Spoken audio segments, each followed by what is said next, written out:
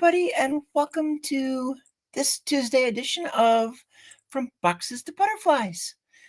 And today's going to be a little bit different because I'm not bringing any guests today. It's just going to be me and you, and we're going to go over a number of things that I talk about a lot. So this is your chance to get to know me a little bit more.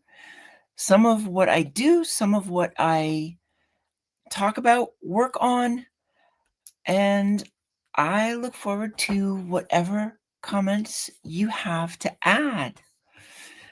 As we get started here, I start with announcements, and I think you've gotten used to the fact that I always start with check in on those around you. Anybody that you know that has had some struggles, had some difficulties, whether it's in the last day, the last month, the last year, check in on them, even if they look like they're doing fine. And I'll talk about these masks a little bit later as well. We're so good at wearing a mask. We're so good at hiding whatever it is that may be bothering us. It all wraps around mental health as well, because if we're wearing a mask, it's holding us back in so many different ways. And we want to make sure that each person feels seen and heard. And if you know somebody they've gone through a trauma, they've gone through a family medical emergency, issues with work, family issues, you know about them, you know what's going on, check in on them. Even if it looks like they're fine, you were there at the beginning, but are you there over the months afterwards? And we all need to work on that.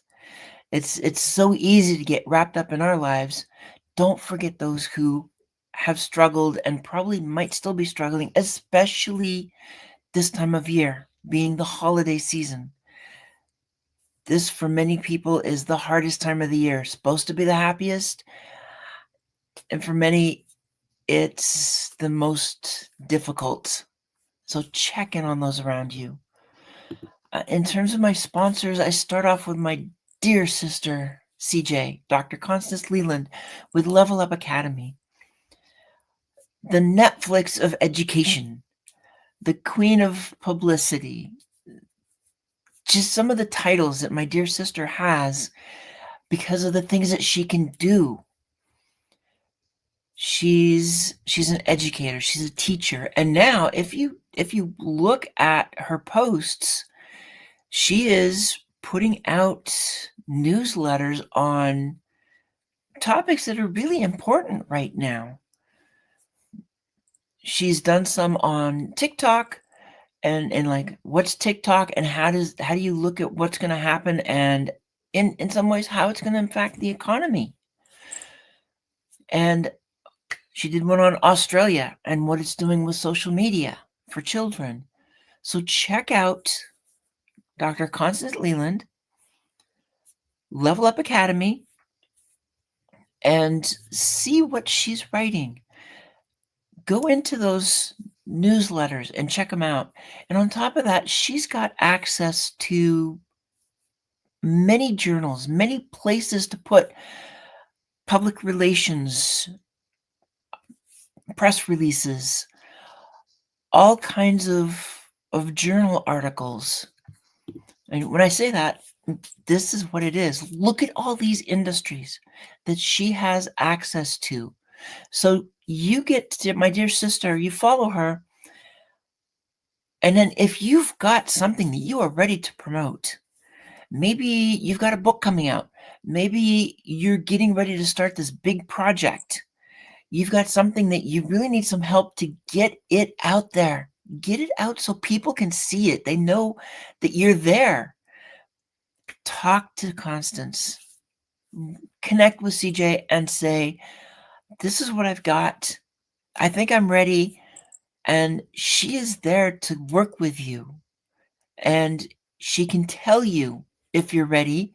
And if you're not, she'll give you some ideas as to how to Get yourself ready. Get yourself to that point, because the last thing she wants to see happen is for you to put yourself out there and you weren't ready. So it didn't go as well as you wanted to. She is very good at seeing things, at connecting the dots and saying, here, do this, you'll be ready, and then get it out there and watch what happens. And like I said, all these different industries, scan the QR code. Remember too, my dear sis, she's got radio. She's got a radio show every other Saturday. She has a live stream every Wednesday. Her podcast comes out on Fridays. She has a TV show. I mean, how many people do you know that have their own TV show, much less have 2 TV shows? That's Dr. CJ. That's what she has and can do to lift you up, because her TV shows, they're going onto Roku, on Amazon, on Apple, all these different places that have this internet TV, and they're getting a huge visibility. Check her out. Follow her.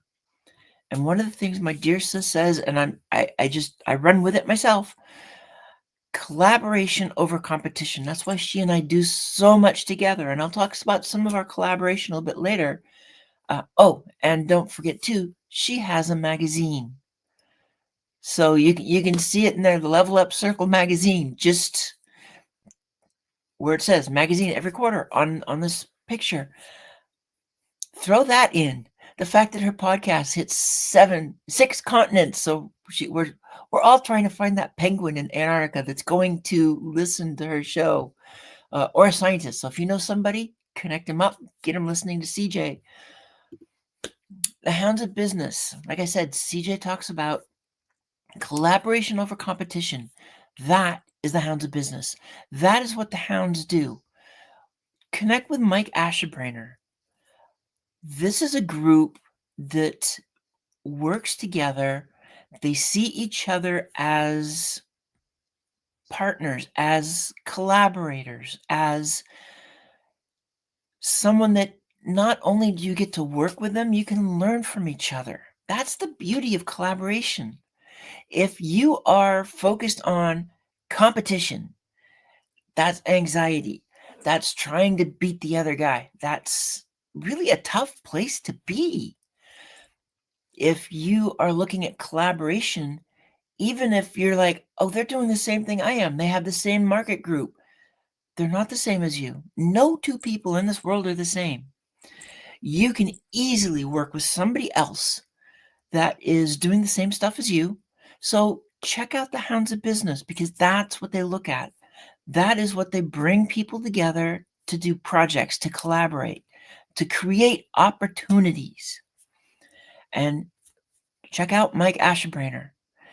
He's the leader of the pack, and yeah, there's going to be a song on that one. I could see that coming now. Leader of the pack, it's going to happen. But check out Mike Ashebrainer and the Hounds of Business community. It's a great place to get started, especially if you feel like you're in this LinkedIn community on your own. Now, I said CJ and I do collaboration. This is our most recent anthology. We've done 4 of them this year. Against the Grain, Finding Belonging in a World of Resistance, a #1 international bestseller. It came out 2 weeks ago. The paperback came out last weekend. It is stories of what it means to essentially stop letting yourself try to fit in, try to be what the world is telling you, because it's resisting who you are authentically, and instead resist the world. Stand up and say, this is who I am, and find your place of belonging. These authors have the most amazing stories in here of their journey. What was it like? You'll see business applications. You'll see personal applications of this. So check out, get your copy now. Against the Grain, Finding Belonging in a World of Resistance. And I just will put up here, we'll run through this real quick because I'm an author, I'm a publisher. I have 7 #1 international best-selling books. And most of those books I'm with CJ on too. So it's like we're collaborating across the board. I've got 3 solo books. This is 2 of my solo books, and I've kept them on sale. Okay, so I put the wrong one up here. This is not the one I wanted because I am actually putting those books. This is the price through the end of the year. But Black Friday, I just kept this going because these stories are stories of moving beyond boxes. These stories are of resisting what the world, what others are saying you're supposed to be, and finding your true self and being your authentic self and moving forward. That is these stories. It's the same story over 2 books. The main character, Prince Henry, this is what he has to deal with. He may be the oldest, but he's not viewed as the heir apparent. There's a lot of issues he has to deal with, and you get to follow his journey. What does it mean to find your authentic self? Search for the armor of God. He goes on a quest, but he goes on a personal quest as well as a physical quest. And then battle for the armor of God. This is who you are. How do you show up in the world? That's what you're getting in Battle for the Armor of God, is what Henry ends up doing. And then, like I said, collaboration. This was our most recent. Before Against the Grain, it was Rebel with a Cause, another #1 international bestseller with my dear sister. And technically, this one is with my dear sister as well. Moving Beyond Boxes, Journey to Self-Discovery. I'm the publisher on it. CJ published Rebel with a Cause. I published Against the Grain. This is what it means to take those steps and move beyond the boxes that everybody else has put you in, or you put yourself in, and say, I'm done with this. I know this journey so well. And then we have, again, the beginning of the year, we started with Beyond Boundaries, Thriving in Life's Gray Zone. And in this, my story is focused on that's where all the color is in the gray zone. Again, Constance is the one who published it. We did it together. All 4 of these anthologies are #1 international bestsellers, which leads me to talking a little bit about the upcoming book. And yes, thank you very much, Paulette, for this idea. CJ had a conversation with Paulette Hallam, and the next thing you know, she's like, this is what we're going to do. And I'm like, okay, whatever you say, sis. And so now we have a December offer discount for joining us in this book. Unlike other anthologies where there's a theme and you have to write within that theme, this is theme free. That's the theme of the book. The Chronicles of Scattered Pages, stories from everywhere. What does it mean to be able to write whatever you want? 1 to 2,000 words. It can be about yourself. It can be about your pets. It can be about somebody you know. It can be your own genre story. Maybe you write a 2,000-word science fiction story or a fantasy. All that matters when it comes to this is it's got to be something that we can print, okay? I mean, we got to have that caveat. Other than that, here we go. So this is coming up. This closes in 2 weeks. So you've got 2 weeks before this offer goes away and it goes up to the normal. I mean, we work really hard to keep our anthology prices down because we want everybody to be able to get in. And so, yes, it's $500 to join us. We do have, every once in a while, we do have some giveaways, or we will have some people that kind of get in.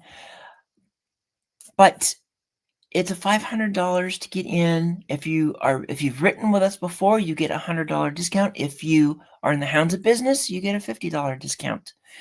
And what's going to happen is this book, the sooner you sign up, get started on your writing. When it comes to writing it, we are going to start writing on the 1st of February, and it's going to get published in March. That's how fast these go. So come and join us. We'd love to see you. And I am excited to see who all is here. Oh, I am loving the first one on the list. It's Russ. Hey, Russ. I hope you're doing well. I know you've been going through a lot. I've seen lots of smiles in your posts, so it's great to see you here, Russ. And MD Razzle, thank you guys so much for being here. And then there's my dear sister who I just can't stop talking about. So yes, and today is really gonna be more of a stuff about me. So I want you all to be able to ask questions as we go through. I gave some ideas as to what I was going to focus on. It's going to be a lot, but I want to start because I talk about this, and let's face it, so many people in this world, they talk about being authentic. They talk about authenticity, all these different words that this one word that they use for everything. So in some ways, it almost feels like it's been overused. But it's a very important word, especially when we're talking about a situation where we get stuck in a box.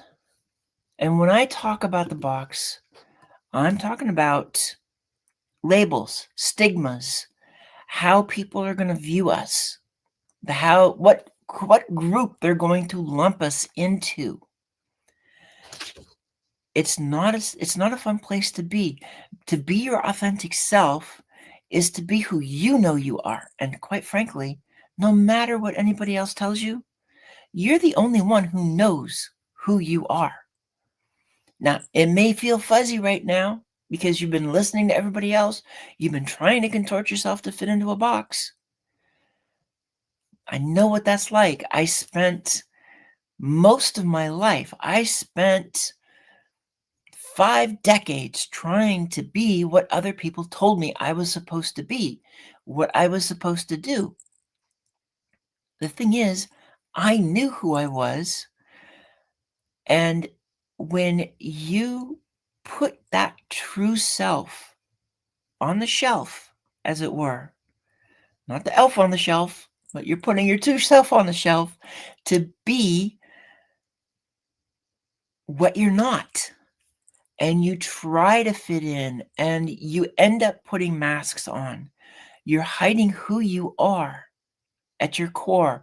You're hiding aspects of yourself that you're afraid other people are going to ridicule, judge, treat you differently because of it. Maybe you're neurodiverse. Maybe you come from, your parents are immigrants or you're an immigrant. And you're afraid about if people find out how they're going to treat you differently. We got to let the fears go.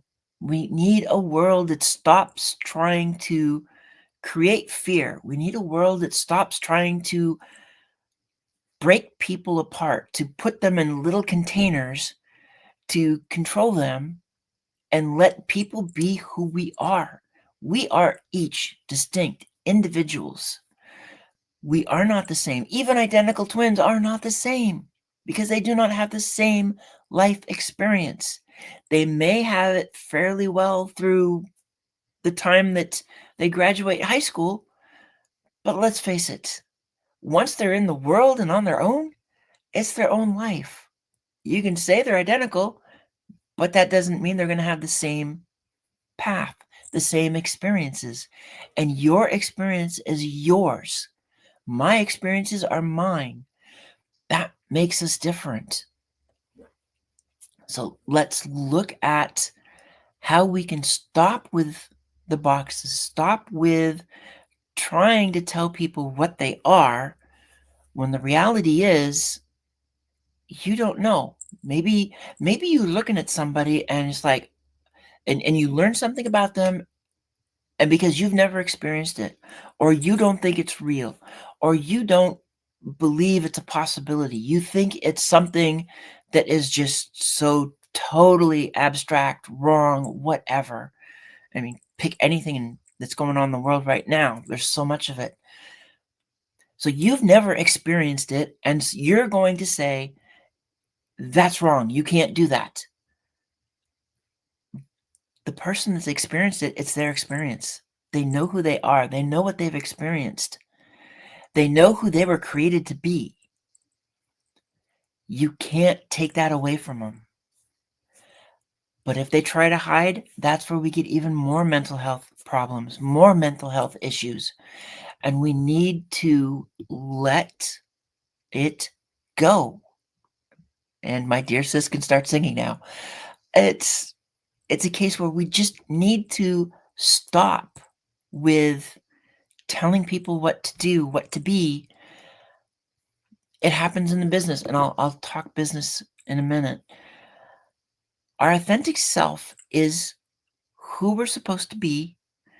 It's who we know we are, and it's who we should be when we walk out the door. The only two people in the world who know who you are, authentic self, your soul, your core, your soul-heartedness. It's you, because it's you, and it's God. That's it. Your creator, whoever created you, if you're, but anyway, that's the only way, the only two who know who you truly are. So when somebody else tries to tell you you're not this, and you're like, I know this is who I am, that means stop trying to fit in, stop trying to conform, and find where you belong. I know this journey. I've gone through this journey. It's a hard journey. But when you find that space of belonging, I'll tell you right now, the first thing that matters, the most important thing, is you only need one person to believe in you. Just one. You're not two, not three, not five. One. And that's all you need for your circle of belonging, at least to start. That one, it's just like it only takes one person to push you into the box because you trust them. You think they're a mentor, or it's a parent, or it's an authority figure of some type, and you're like, whatever they say, I will do. Well, but what if they tell you to do something that is not who you are authentically? Then you're going to be putting that mask on again. You're going to be trying to fit in. And I can tell you this right now, when it comes to fitting in, it is one of the hardest things to do. When you are trying to fit in, you are contorting yourself to be something you're not, something that at your deepest levels, this is not who you are. So look at yourself and find, as another dear friend always says, find your people. And that would be Sam Sierra. If you've never heard of her, look her up on LinkedIn. That's her phrase. She talks that all the time. Find your people. And that really is another way of saying find that space of belonging. Find that space where you can walk in and drop the mask. You don't have to fit in. You don't have to be afraid that once you drop it and people see the real you, that they're going to talk to you differently. They're going to change how they react with you. It's going to be a different life. No, you don't need that. You need the space that there's no judgment. So walk out the door find that place where you can drop the mask. And here's the other thing. I was mentioning the masks and fitting in. How often do we see somebody or see a group and decide, I want to be a part of that group? It's the clique at school. You want to be a part of that clique. It's a group at work that you look at them and you're like, oh, these people, I want to hang out with them. These are the cool people, right? Yet when you start to try and enter that circle, you realize very quickly there are things about you that they aren't going to accept. There are things that you have to hide if you want to be in that group. So now you're trying to fit in. You're trying to conform to whatever they're doing. And then there are going to be things that they do that you may look at it and go, that doesn't feel right, or that's not something I want to do. And yet you will lose yourself trying to do just that, trying to let them know that you're one of them so that you can stay in the group, so that you can fit. It's not the right place to be. I say this a lot. If you have to fit in to be in a group, if you have to fit in, cover yourself, contort yourself to fit a box, just to be a part of a group, you don't belong there. That is not a space of belonging. A space of belonging is where you walk in as yourself. You drop the armor that you're wearing. You drop the face mask. That doesn't mean that you have to tell everybody everything that's going on.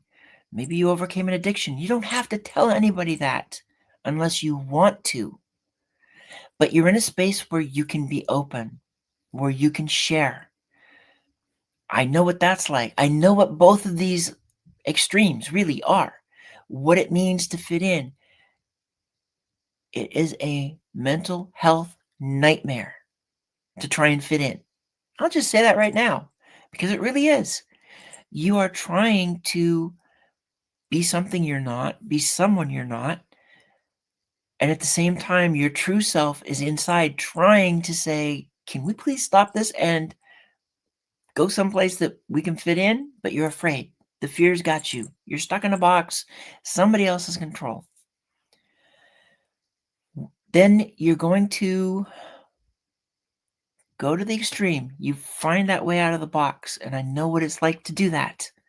How to ignite the awareness, how to take back control, and how to take those first steps to be no longer what others tell you to be, but you start the journey to be your authentic self, because only as your authentic self can you do what you were put in this world to accomplish. If you're trying to fit in, you're not going to achieve what you were put here to accomplish. If you're being authentic, if you're done listening to how other people are trying to scare you, how they're trying to control you, to manipulate you, when you're done with that, then you can start doing what you were put here to do in the first place. When you hit that space of belonging, like I said, it only takes one person. And I'll tell you right now, I know what that's like because I dealt with just one person. My dear sister, Dr. Constance Leland. I talk about her so much, but that is my space of belonging. I can open up and say anything to her. I can open up, talk about my past, and I know that there will not be any judgment. We do it for each other. Find your space where you can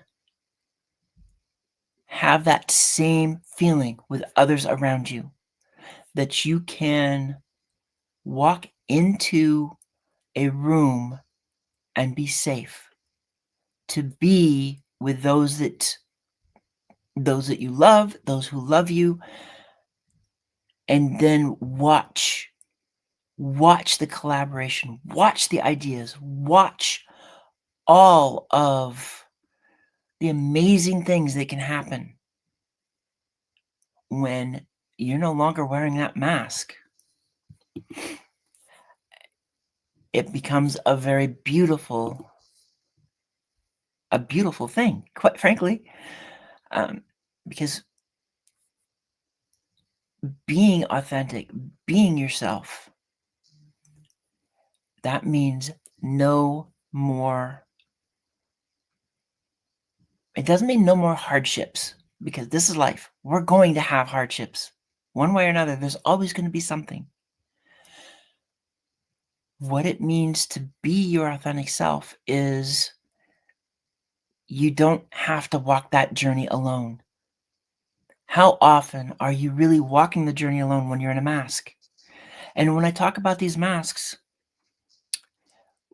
we have lots of them. I was talking about at the beginning. When I say check in on other people around you, you can see somebody. I know people that it's like they went through a very hard time.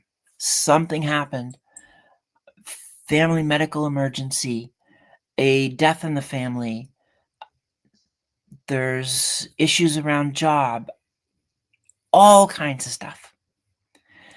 They were looking good. Afterwards, you just like, oh, okay, you were there when they were down and you were supporting them, and then they started looking like they were fine. They're smiling. They seem happy. And suddenly you're just kind of forgetting what they went through in the first place. Then when you walk into that space, if you were to walk up to them and say, how are you doing? They'll probably say fine.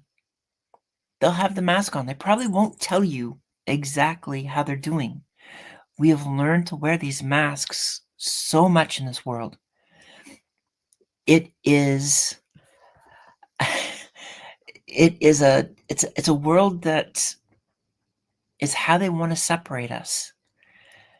Put the mask on, fit in. We don't want to know about your problems. We don't want to know about your mental health. We don't want to know about, but that's who we are. That's who each of us is. And we need to be able to step out into the world as our authentic self. So when I'm talking about checking in on people, they're wearing that mask. I've dealt with it even this year. I'll take it back to my own example of Rebel with a Cause. We had our first author who signed up. She was a repeat author. I love Jess so much. She's one of the most amazing women. It's like I was blessed to be the one to work with her on Beyond Boundaries. And her story was just phenomenal. And I think I was one of the first lives that she was on when she was on my show earlier this year. And it was great having her on and getting to talk to her, getting to know her, exchanging messages with her. And she joined Rebel with a Cause. She was ready. She had worked everything out with CJ. And then she sent me a message, a DM. It's like, I am so excited to be working with you again on Rebel with a Cause.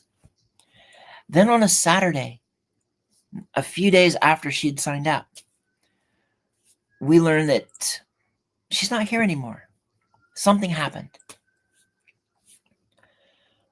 And rumors started flying. It's like I'm not going into the rumors because I don't know the final of any of it. But the number one thing is stop doing rumors. Just because something happens to somebody, don't bridge across a chasm that is not truth until you know it's truth. Don't say, oh, this happened, and talk like it's a real thing when you don't know. Or so-and-so told me. Well, how did they know? Well, they just know her. No, I'm not going there. So when it comes to that moment, both CJ and I, because I mean, it's our book. She's going to be in our book. CJ's the publisher. We both do the editing on it. And we were so excited to have her, and now she's gone. And we both had our moments. For me, it was like I had to put the mask on of I'm fine, even though I was having a struggle. And if you go back to my posts in the beginning of June or July, I talk about what it's like to go through the dark valley of the shadow, what it's like to end up on that long slide down into the dark valley of the shadow. It's depression. And it was very hard to be business as usual, but we have to put that mask on. We have to try and let everybody know that everything's fine when it's not. I had to put this up. She made me laugh the first time I read it. So yes, sis. But when we put that mask on, we're also not allowing ourselves to heal. So both of us, CJ and I, she has her way to deal with it, and then she does writing. So the next thing I knew, she's like, I'm done with my chapter. She had written her chapter in like a few hours, done. And like the next day I come back, it's like, yeah, I wrote a chapter too, but it's not for this book.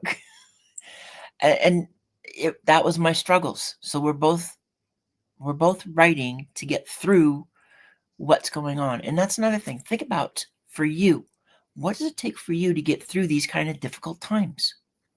What is it? How do you get yourself from that position of stuck pain, you're headed in depression, or maybe you're in the middle of it, to getting out? And for both of us, writing is a part of it. We're both writers. But here's the other thing, and this is where belonging really steps in. I had a night where I basically sent a text message to my sis and said, I can't do this anymore. I'm done for the night. I talking about how things were really difficult, and I had to call it a night. The next thing, it's almost like she was waiting for my text, because right after I sent it, the next thing I pops up on my screen is, get on Zoom. I know what that means. And it's like, you don't say no to Dr. Constance Leland. And besides, I wouldn't say no to her anyway, or at least not anymore, sis. And so we hop on a Zoom, and the first thing is what's going on, and to be open about everything. With her, I know there's no sugarcoating anything. You don't want to sugarcoat when you are in a tough spot and you want to get out of it. Key being, you want to get out of it, then you're not going to sugarcoat, because you're not going to get out of it. If you're sugarcoating, you're just going to make that slide pretty slick, and it's hard to go up a slide. So I connected with, we started talking, and I let everything out because I knew she was there for me.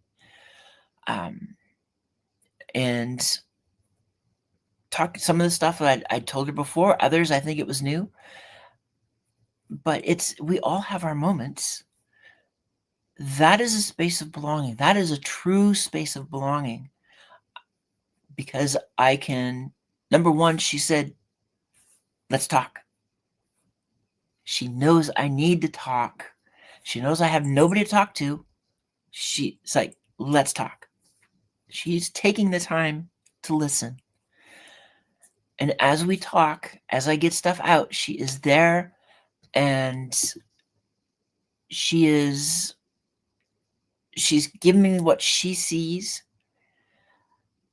And if I'm like, if it's something that I'm not, it's like she sees something and I'm going, no, that's not quite right. I can say that, and we can go through that. At the same time, it's like, okay, yeah, I think you're right on that. And by the time the conversation was done, we were giggling. We were talking about things that we're going to do, because we make plans. We have so many things that we want to do, and we want to bring others into it. We want to level people up. We work so good together because I talk about let's move people beyond boxes so that they can level up to where they're supposed to be. I mean, quite frankly, I feel like it fits perfectly. Uh, or let's level people up so they can get out of move beyond boxes. It works that way too. That's what we need to do. We need to create those spaces of belonging and the ability to really be open and honest and have conversations. We spent so much time in our lives building walls around ourselves, because we build these boxes ourselves often. We don't necessarily just get into what somebody told us to. We'll build the wall to keep ourselves safe so nobody can see what we're hiding. And there's so many things. I could list hundreds of different things that we're going to hide, because that's, each of us has something that we're afraid others might find out about. I mean, let's face it, you could probably have some people who maybe they don't like having dark eyes. So they go out and get colored contacts and go through life with a different color eye. Maybe they go with green eyes. They will always want a green eye. So they hide their dark eyes by wearing green contacts. And then they get to the point where they're not willing to, they don't want to let anybody know that their eyes are really a different color. All of this stuff, we all deal with these kind of issues that we're hiding because we don't know what other people will say or think about it. This is what I love working with my dear sis. And then we talk about belonging, and there's a business case for it as well. Because think about the business world. You have an organization. You've got all these people within your organization. And when you're looking at the bottom line and it's profitable and you're happy, it's like, okay, we're making money, we have all these people. But if people don't feel like they belong in that space, they don't have that sense of belonging, it's going to affect their mental health. It's going to affect their productivity. It's going to affect the company. Yes, dear, I am not talking about you. Because that's the other thing. When we're having the contacts, we just have fun. I mean, it's just like, a red wig here, a white wig there, pink, purple. It's when it's fun, that's a whole different deal. And that's really what it should be, is fun. But I can see some people who would be scared. Then in the workplace, we build up walls. We do not fully engage with others. I know I've been in that space where it is difficult to engage with others, because to do so beyond the superficial, to engage in any kind of depth, is to risk opening a window through our mask to who we really are, to that piece that we're hiding because we're afraid of how they might treat us, how they might speak to us, how they might judge us. And that's what it is. It's all might. Now, maybe you've experienced it in the past and your fear is saying, hey, you have to keep this mask on because you remember how they treated you when they found out at this point. It's just going to happen again. But hey, these are adults. They're going to be worse, kind of deal. So you hide. And that means that a company has maybe there's a problem the company needs to solve, or they're trying to figure out how to increase production or how to reduce costs or how to create a new line of services, products, whatever. And you have this great idea, but you don't tell anybody, because to do so, you've already imagined that if I tell them my idea, then somebody will realize that the only way I could come up with that idea was because I am fill in the blank. And it's what you've been covering. It's what you're hiding. So the best ideas don't always get shared. Or you don't share that idea because in the past, every time you shared an idea, people are like, that's a stupid idea. That's a dumb idea. You may have the best idea in the world, but that experience holds you back. You're in a space that you don't feel like you belong. You can't share that idea that would actually turn the company around. Maybe it's floundering, or put it on a trajectory of significant growth, because it will boost a section, it will add a section, it will do something that is amazing for the organization. So then you're quiet. And all people are going to see then is, oh, this person is just quiet all the time. They don't really have ideas. You might tell one or two people that you kind of feel comfortable with and give some ideas. But for the most part, you keep it to yourself because you don't want to be judged. You don't want to be picked on. So let's take it to the company side. A company is in business to make money, okay? So when I hear people that are like, you need to do this for sustainability, you need to do this for mental health, you need to do this for, pick a topic. It's like, it's good for the world. Okay, that's fine. But if it's going to cost the company money as opposed to at least be at neutral, if not boost the company's profit, they're not going to do it. I'll just take you back to sustainability real quick. And I've had conversations with people on this. And I've been a consultant for this. If you force a company to do something to be sustainable, a regulation, a requirement of some type, they have to do this. One of three things is going to happen. If that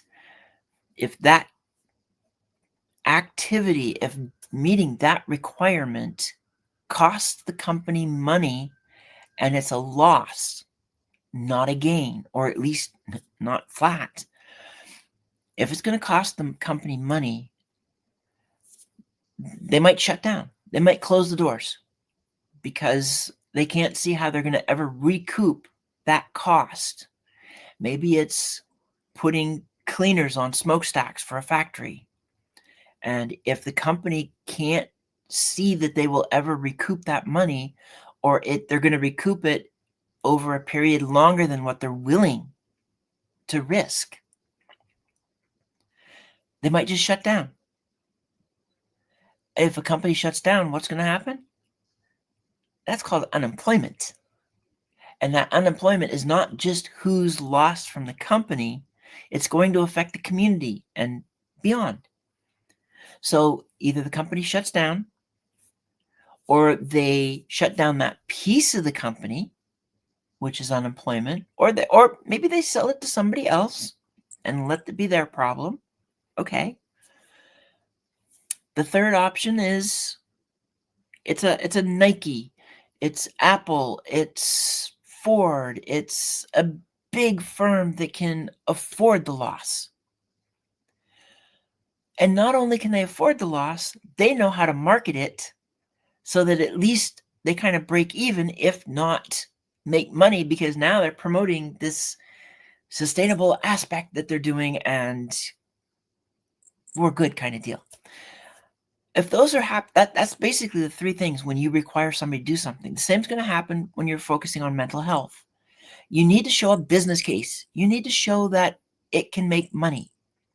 So in an organization, when people don't feel like they belong, they're not given their best ideas. They're looking for a new place to go. And a company has to consider, if people are looking to leave the organization, there's a cost every time somebody leaves. We know that. But do we really know how much that cost is? Let's face it. If somebody comes into the company, they're there for, let's say, a month. And after a month, they don't feel it in that place. They don't feel belonging. It's not what they were expecting, and they leave. You have to replace that person. And the cost, many people talk about the cost of replacing employees who leave is like 1.5 to 2 times their salary. So if they're there for a month, for a year, for 10 years, for 20 years, there's a significant cost. And you can say, okay, the companies build that into the profit because they're still making money and they're making profit. It's profitable. So yeah, people turn over. It's just a fact of life.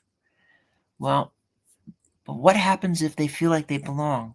They feel like this is a home. They feel safe. They feel seen, accepted. Their diversity is not viewed negatively. They're more likely to stay.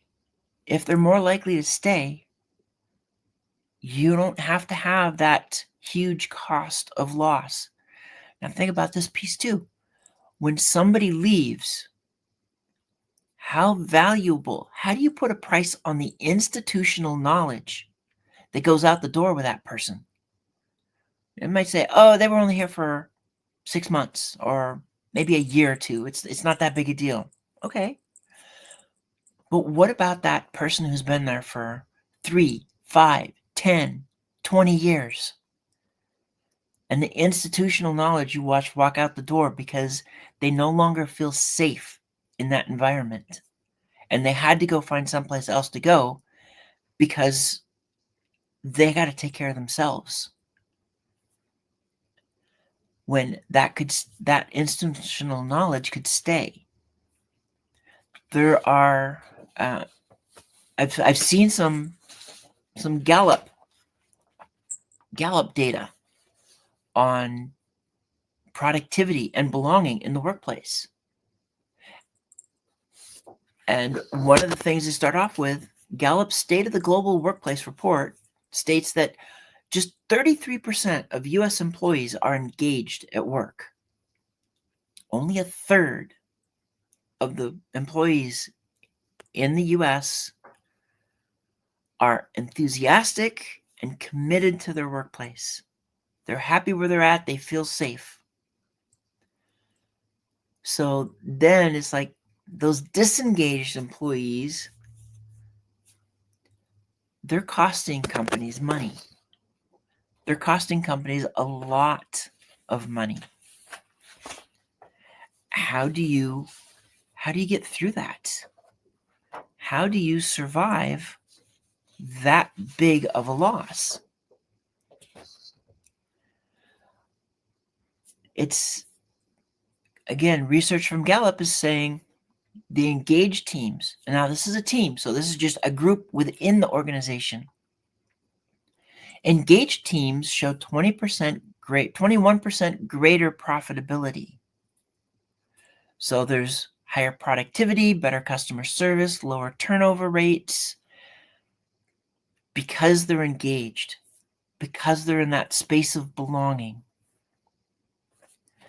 It makes a difference. 21%. That could be huge for a company's bottom line. Why are you willing to risk that for business as usual? To not see the diversity in people, to not have people who are happy to show up at work all the time, no matter how it's done. Then companies with a highly engaged workforce, so this is the company, not just a team, they found that productivity is directly linked to engagement. And so a highly engaged team, a workforce, is 17% more productive than those with low engagement levels. Think about how that's going to affect an organization's bottom line. 17% more productive. And they're not going out the door. They're staying. They're where they want to be. Versus organizations with high employee engagement, actually it's with that high engagement, they reduce turnover by 59%. Now, I've already talked about what those costs are like for employee engagement, for leaving. We're talking 1.5 to 2 times. It's costly. If you've got that high engagement, if people feel like they belong, you're reducing turnover by almost 60%. That's a significant chunk of change. It's going to make a big difference in how an organization can look at their future and the things they can do, because everybody is now involved. And then there's another one. It's like 80% of senior leaders believe employee engagement is critical to achieving business objectives. So they're seeing it. Now we got to make it happen. And that's another thing that I like to do, is to work with an organization where they're like, we need more engagement. We need to make this a space of belonging, to embrace the diversity, to embrace who they have and not create a space of judgment, and watch how that productivity increases. Try and make these numbers go up higher. That's what we're looking for. So I can see I'm getting up to the top of the hour. It's been fun. The thing is, we need to be able to remove the masks. We need to be able to be in a place where we don't feel like we have to fit in, because we belong. We're comfortable. We're safe. And in a workplace, I'll say this too. When you have a space of belonging, that doesn't mean that people are going to come out and start airing whatever it is that they've been hiding. Because most of us don't want to do that. We just don't want to risk somebody finding something out. If we didn't have to have that risk, it makes it easier to open up and belong. And if we slip and say something that's like, this is the piece of me, and oops, it's okay. That's a space of belonging. That's what I get with my bestie, and Danielle is the other one. Those two, that's my inner circle. I can say anything and I'm safe. They can say anything to me and they're safe. That's what it means to belong. So that's a bit about me. And now I'm going to close up and thank everybody for being here. It was great to have you here. If you have any questions, or if you're an organization looking to build that belonging within your organization, you're looking to create a more open space, connect with me, DM with me. And if you're looking for somebody to speak on the importance of move beyond boxes, to help, especially with women, to stop letting others put you in the box, move beyond those boxes. That's what I speak on. I love passionately to talk on that topic. So with that, thank you all for being here, and I will see you I will probably see you next week, and that will be Christmas Eve. It should be fun. Bye.